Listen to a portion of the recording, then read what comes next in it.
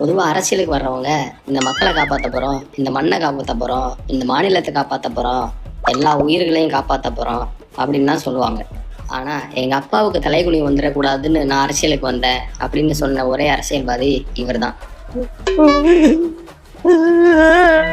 கட்சியில ஆக்டிவான 2வது வருஷத்திலேயே எம்பியாவும் ஆயிட்டாரு. இதெல்லாம் பழைய கதை இருக்கட்டும். இப்போ என்னன்னா, சமூக வலைதளங்கள்ல திமுகவினரோட கடுமையான விமர்சனத்துக்கு ஆளாயிருக்கிறாரு துரை வைகோ.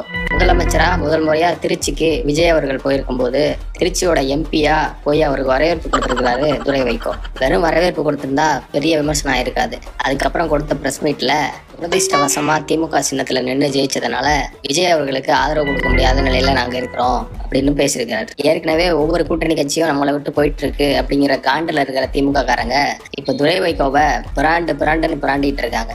இவங்க பத்தாதுன்னு வைகோவால அரசியல் வாழ்க்கை இழந்தோர் அப்படின்னு ஒரு குரூப் இருக்காங்கல்ல, அவங்களும் போட்டு துரை வைகோவை கண்டபடி விமர்சிச்சுக்கிட்டு இருக்காங்க. இந்த நிலையிலதான் ஜூன் 27ஆம் தேதிக்கு மேல மதிமுகவும் தாவேகா கூட்டணிக்கு போயிரும், அவங்களோட 2 எம்எல்ஏவும் ரிசைன் பண்ணிட்டு இடைத்தேர்தலை சந்திப்பாங்க அப்படின்னு ஒரு தகவல் வந்துட்டு இருக்கு. எந்த அளவுக்கு உண்மைன்னு தெரியல, பொறுத்திருந்து பார்ப்போம்.